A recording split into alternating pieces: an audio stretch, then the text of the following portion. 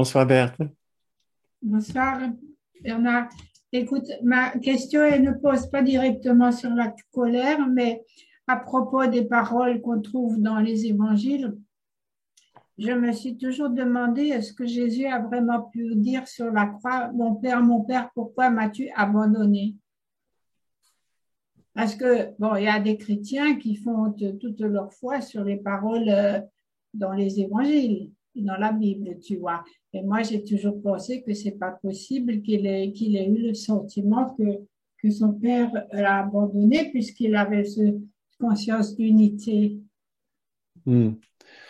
Oui, j'ai entendu cette question déjà effectivement plusieurs fois. Ça semble être une phrase très étonnante de la bouche de Jésus, justement, celui euh, qui nous aide à comprendre à quel point nous étions aimés de Dieu. Donc, tout d'abord, nous pouvons dire, comme nous avons dit déjà tout à l'heure, il est possible que cela ne s'est pas produit comme ça. Ça, c'est tout simplement une possibilité. Et dans ce cas-là, nous pouvons dire que c'est une erreur. C'est une erreur de dactylo, une erreur de scribe. S'il y a quelqu'un qui lui soufflait une autre parole, un autre mot, et puis lui, il était pressé, je ne sais pas. Dans l'évangile, c'est même rapporté en hébreu, lama sabachthani. Et il le traduit, mon père, pourquoi m'as-tu abandonné? Si les évangiles ne contenaient aucune erreur, euh, nous pourrions peut-être dire, ben, effectivement, peut-être ça a été rapporté vraiment textuellement. Mais il paraît qu'il y a des erreurs, des choses que les chercheurs considèrent des erreurs, des inexactitudes, des choses qui n'auraient pas pu se produire. Ils ne se sont probablement pas produits de cette façon. Euh, je pense que si on lit la Bible, si on lit le cours, bien sûr, on ne peut pas imaginer que Jésus dit une chose pareille. Mais même quand on lit la Bible, je crois qu'on a du mal, les évangiles, on a du mal à croire qu'à la fin, Jésus, il aurait dit une chose pareille. Ça semble tellement en dehors de tout le comportement qu'on connaît de lui depuis le début. Euh, mais ce qui m'intéresse particulièrement, c'est le nombre de fois que nous revenons dessus. Ouais, que ce soit toi, Berthe, ou d'autres personnes, nous tous. Mais Bernard, parce que dans les chrétiens qui fêtent la passion du Christ, etc., on insiste sur cet abandon. Parce que c'est le summum de la douleur. Tu vois, c'est pour ça que euh, c'est pas moi, je peux me dire non, c'est pas possible parce que je lis le cours. Mais combien c'est exploité, tu vois, puisque on sacralise la souffrance et tout. Alors, Tout à fait. Mais c'est peut-être, tout d'abord, si jamais c'est une erreur, ils l'ont mis exprès justement pour sacraliser la la souffrance et souffrance, le sacrifice, comme tu dis. Et même si c'est une erreur de départ, c'est assez phénoménal comment ça a été repris et comment ça est devenu vraiment une sorte de principe fondamental du christianisme, l'idée que où Dieu va nous faire souffrir. Et pour être un bon chrétien, on risque de souffrir, voire qu'il faut souffrir. Et on va tous devenir des martyrs. Cela ne devrait pas nous surprendre quand nous comprenons la psychologie de l'ego. La psychologie de l'esprit, c'est pareil. L'esprit uni est totalement unifié. Euh, c'est très bien qu'il peut se passer des choses absolument dramatiques ici, d'une cruauté absolument abominable. Mais il sait aussi à chaque instant qu'il n'est pas son corps, même si son corps souffre physiquement, il n'est pas le corps. Ça ne veut pas dire qu'il ne va pas ressentir de la douleur, mais il ne va pas ressentir de la souffrance psychique. il va pas interpréter sa douleur comme pour dire qu'il il est traité injustement par d'autres personnes, qu'il est victime, qu'il y a derrière cela un Dieu qui lui en veut pour son crime de séparation. Il y a une absence totale de ce genre de souffrance psychique dans l'esprit de quelqu'un. Donc l'esprit est complètement unifié avec l'unité de Dieu, avec l'unité parfaite. Mais l'esprit séparé doit justifier tout d'abord sa séparation. Il y a plusieurs choses qui se passent dès l'instant que nous séparons notre esprit de l'unité. Tout d'abord, il y a l'idée d'un crime contre l'unité. L'unité, puisque nous pensons être un être séparé, nous donnons une identité séparée à l'unité, comme si c'est possible maintenant d'avoir une dualité. Je suis quelqu'un et l'unité est quelqu'un. Et ce quelqu'un s'appelle Dieu maintenant. Comme si nous avons attaqué Dieu en nous séparant de lui, en enlevant son pouvoir et sa puissance en tant que le créateur. Nous nous sommes auto-créés malgré lui, selon la métaphysique d'un court miracle. Nous craignons par la suite la revanche et le courroux et la vengeance de ce Dieu. Donc déjà, nous avons un cadre psychologique pour la souffrance. La souffrance n'est pas juste une douleur physique. La souffrance est une punition. C'est la vengeance de Dieu pour ce que nous avons fait. Et nous savons tous peut-être que c'est la souffrance psychique qui est plus douloureuse que la souffrance physique. C'est l'histoire que nous nous racontons par rapport à ce qui nous arrive physiquement, qui est aussi douloureuse, voire plus douloureuse que la douleur physique. Et c'est pour ça qu'on arrive à mettre de telles phrases dans la bouche de Jésus sur la croix. Parce qu'il fallait intégrer quelque part un aspect de martyr, de souffrance psychologique, pas souffrance physique. Jésus, il aurait pu dire sur la croix, qu'est-ce que ça fait mal? Mais non, c'était Dieu, tu m'as abandonné, regarde ce qui m'arrive. Là, c'est une indication d'une souffrance psychique, psychologique, émotionnelle. Ce n'est pas juste, oui, il souffre, mais n'importe qui va souffrir physiquement avec des clous dans les mains et dans les pieds. Donc, c'était peut-être important d'intégrer dans l'histoire, dans le récit de la vie de Jésus, une idée de sacrifice et de douleur pour le mettre dans un cadre terrestre, un cadre de la dualité où Dieu, oui, Dieu existe, mais ce n'est pas Dieu de l'unité, c'est un Dieu qui nous en veut et qui veut nous punir. Ça, c'est le Dieu de la dualité. Ça, c'est le Dieu que l'Église adore. Mais ce n'est pas le vrai Dieu, qui est un Dieu de l'unité parfaite, qui ne pourrait jamais souhaiter pour ses enfants la moindre souffrance. Quand nous nous rebranchons sur ce Dieu-là, nous savons que peu importe ce qui nous arrive dans la vie ici, peu importe notre tentation de dire, mais Adam, Dieu, mais c'est quoi ça? C'est quoi ça? Nous savons que Dieu n'en est en aucun cas responsable pour ce qui se passe. Il ne nous en veut pas. Nous sommes ses enfants chéris. Il ne veut que le bonheur et la joie pour nous. Point à la ligne.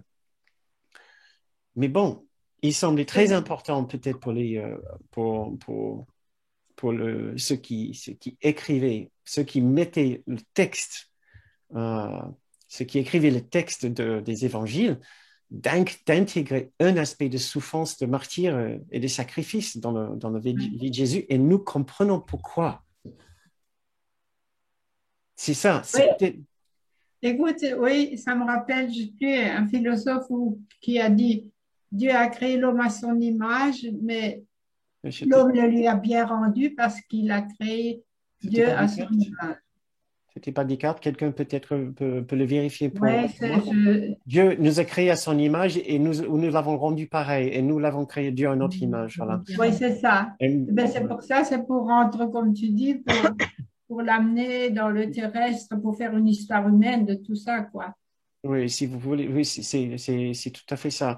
Donc, la question, Berthe, pour toi et peut-être pour d'autres personnes qui sont interpellées par cette phrase, c'est pourquoi est-ce que cette phrase et cette idée vous préoccupent?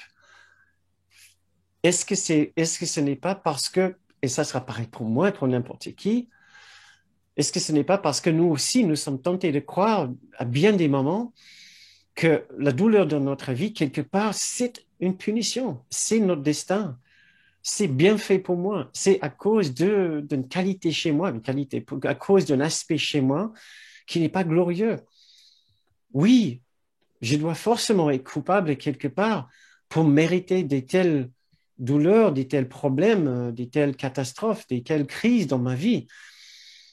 Je dois mériter, puisque sinon, pourquoi est-ce que ça m'arriverait une cascade de différents problèmes? Qui n'a jamais eu ce genre de pensée? Que voilà, mais il doit avoir une raison pour laquelle je subis tout cela. Et derrière cette idée-là, il y a toujours l'image d'un Dieu vengeur, un Dieu de la punition.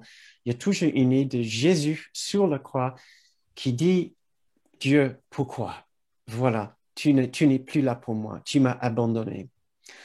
Nous venons de faire une série de 2 séances, de 2 ateliers sur la souffrance. Donc, je vous encourage aussi à les regarder puisque nous avons parlé de l'importance de la souffrance dans la vie de l'ego. L'ego trouve 7 bonnes raisons, entre guillemets, de souffrir. La souffrance lui sert, lui sert il en, euh, euh, pour ses objectifs.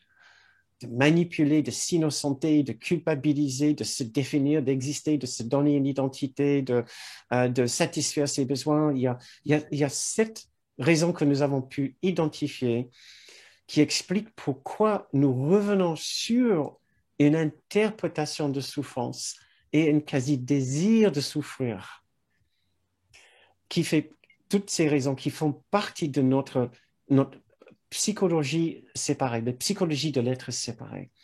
C'est extrêmement bien de le savoir, de connaître ces raisons, puisque quand nous retombons dans un moment de douleur et nous voyons que notre façon de gérer cette douleur semble un peu trop investie, un peu trop complaisant avec la situation, c'est là où nous pouvons vraiment avancer sur notre chemin et à identifier notre schéma personnel de souffrance. Pourquoi est-ce qu'une partie de moi profite de cette situation pour remettre une couche, pour dire pauvre de moi, ou à l'autre personne, mais regarde ce que tu me fais.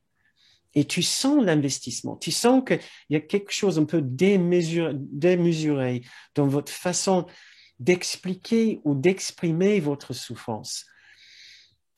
Ouais, c'est incroyablement riche pour nous. C'est vraiment le chemin de la connaissance de soi, selon un cours miracle. Plus nous arrivons à connaître les rouages et les mécanismes de l'ego, moins il va nous manipuler, moins nous serons sous son emprise, et plus nous arriverons à dégager de la place dans notre esprit, écarter l'ego un petit peu, et, et ses, et ses manières de dominer si entièrement notre esprit pour faire de la place, pour ouvrir un champ de conscience en nous. Et à ce moment-là, une autre information, une autre expérience peut venir, peut inonder notre esprit, peut frapper notre esprit et nous comprendre une situation difficile autrement. Nous allons voir, ce n'est pas une punition, c'est juste une situation à gérer, mais ce n'est pas une punition. Voilà. Et nous n'avons pas besoin de nous mettre en colère pour gérer cette situation. Il y a d'autres façons de le gérer. en colère face à une autre personne ou même en colère envers nous-mêmes, nous n'avons pas besoin. Voilà. C'est juste une situation que nous arrivons à régler et arrivons à régler avec beaucoup plus de tranquillité, de paix, de joie, d'énergie, d'optimisme dès l'instant que nous pouvons arrêter de nous en vouloir et d'en vouloir à Dieu, bien sûr, et permettre à refaire ce contact avec notre guide intérieur, avec ce qui est plus grand que nous, avec notre guide, notre sage intérieur, et faire ami à nouveau avec notre intérieur, avec l'autre dimension. Parce que tant que nous insistons sur notre colère, nous sommes inconsciemment en train de bloquer le contact avec le guide, avec le sage intérieur, avec Jésus, avec Dieu, avec le Saint-Esprit, avec l'univers qui veut nous aider. Notre colère va nous empêcher à nous reconnecter puisque nous savons que notre colère n'est jamais vraiment justifiée, puisque notre colère à la fin, c'est toujours après Dieu. Et nous ne pouvons pas reformer cette communication intérieure tant que nous sommes en guerre avec Dieu. Ça va de soi. Donc, arrêtons la guerre avec Dieu, arrêtons de l'accuser de nous faire souffrir à travers ces agents sur Terre, qui s'appellent nos enfants, nos parents, nos époux, nos épouses, nos collègues au travail, nos patrons, nos responsables de notre gouvernement. Ça, c'est les agents de Dieu qui nous sont envoyés pour nous faire souffrir. Mais à la fin, c'est toujours Dieu dans notre esprit. C'est lui qui m'a mis ici sur Terre de toute façon. Moi, je n'ai rien à voir avec ça. Moi, je n'ai pas demandé de venir. Ah, ben ça, c'est la faute à Dieu, c'est évident. Mais maintenant, une fois sur Terre, vous pensez qu'il pourrait faciliter ma vie? Mais non. Quelque part, chaque fois que nous sommes souffrants, chaque fois que nous sommes en colère, dans une partie de notre esprit, c'est toujours contre Dieu. Et notre colère va nous empêcher de nous retourner vers Dieu, puisque nous savons que notre colère est une attaque et tu ne peux pas demander de l'aide à quelqu'un que tu es en train d'attaquer. C'est impossible. On ne le ferait jamais. Tu viens jamais chez quelqu'un que tu agresses en lui demandant de l'aide, parce que tu as trop peur qu'il va t'attaquer.